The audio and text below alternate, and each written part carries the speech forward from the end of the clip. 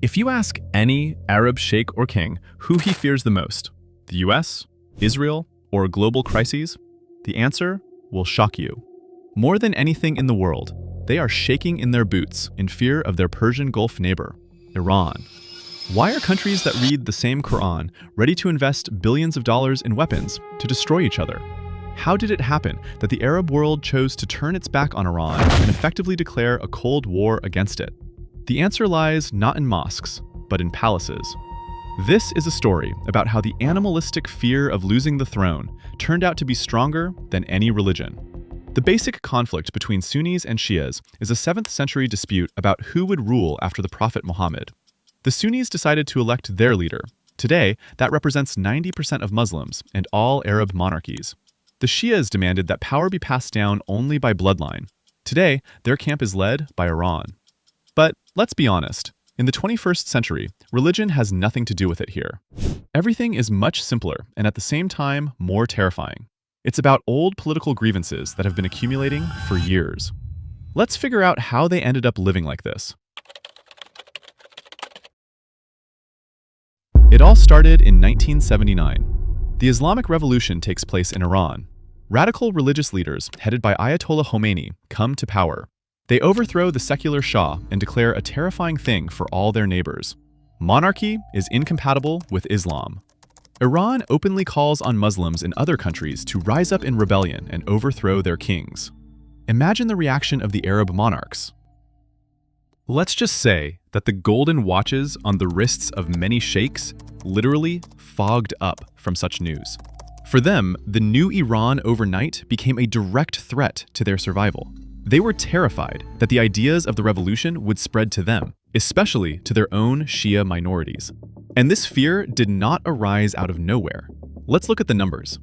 In neighboring Bahrain, Shias make up the absolute majority, over 60% of the population. But they are ruled by a Sunni king.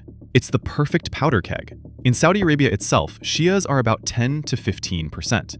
It might seem like a small number, but there is one critically important nuance. Almost all of them live compactly in the eastern province. And do you know what is located there? That is exactly where the main Saudi oil reserves lie.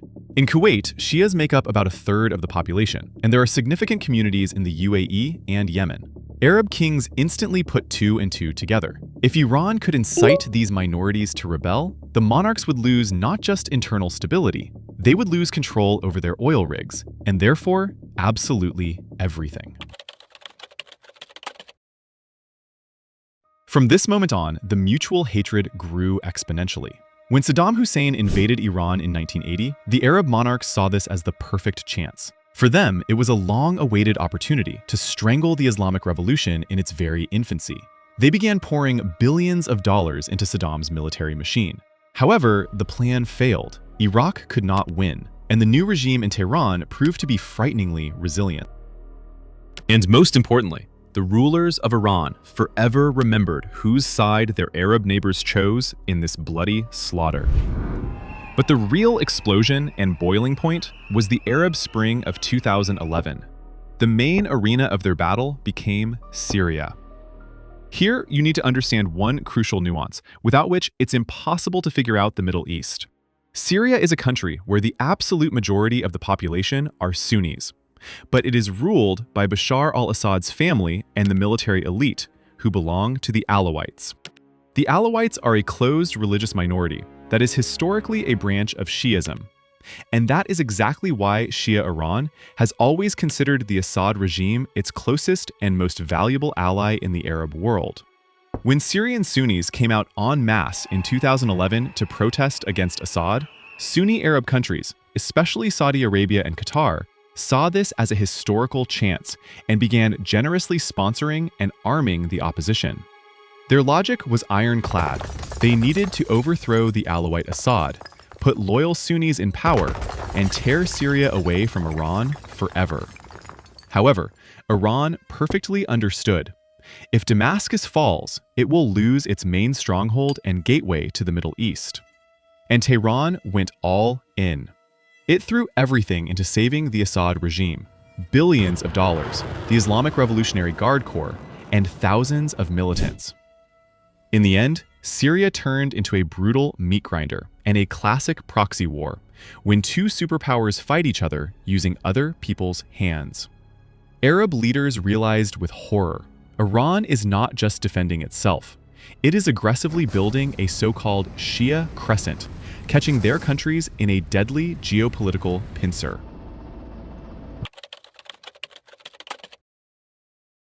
Thus began the realization of the Arab monarchy's worst nightmare.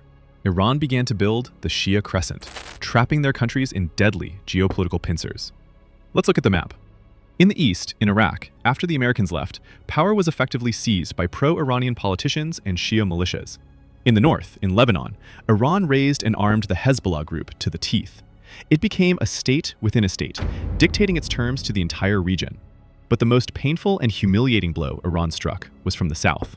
In Yemen, right under the soft underbelly of Saudi Arabia, Tehran armed the Houthi rebels. How does this harm the Arabs? It causes colossal economic and reputational damage. For years, the Houthis have been launching cheap Iranian drones and ballistic missiles at Saudi oil facilities, destroying the infrastructure of the Saudi Aramco Corporation and striking airports in the Emirates.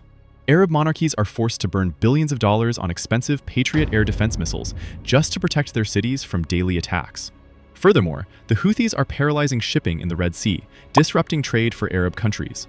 Iran has literally locked them in a ring of fire, using the hands of others, without entering into a direct war.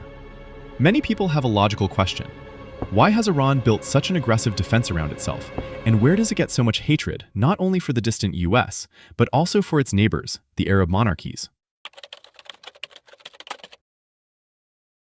Many think it's exclusively about radical religion.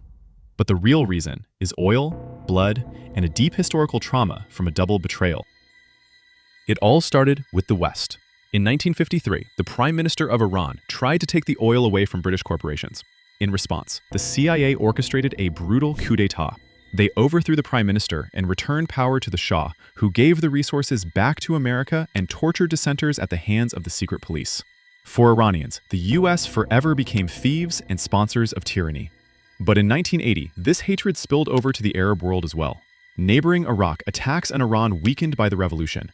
The war lasts 8 years and claims 1 million lives. In this bloody massacre, Iran sees a terrifying picture, not only the US and Europe, but also those very wealthy Arab neighbors in the Persian Gulf, generously giving Saddam Hussein money and weapons.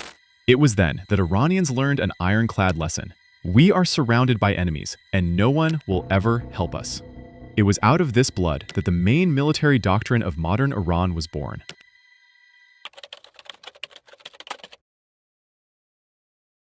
And here we come to the most interesting paradox. Why did some Arab countries suddenly take an unprecedented step and begin to make diplomatic peace with Israel? The answer is simple. A common enemy unites. For the Arabs, the fear of Iranian missiles and its nuclear program turned out to be stronger than old ideological grievances. Arab monarchies have relied on US military and economic protection for decades, while Iran considers America the great Satan. The principle of the enemy of my enemy is my friend works flawlessly in politics, and it is exactly what redrew the map of alliances in the Middle East. Let's summarize. Arab countries do not side with Iran because state interests, national security, and the simple preservation of power will always be more important to them than abstract Islamic brotherhood. This is an absolutely cold calculation where there is no room for sentimentality. And what do you think? Who is playing a more dangerous game in this historical confrontation, and who will end up claiming the Middle East? Be sure to write your opinion in the comments, like this video, and subscribe to the channel.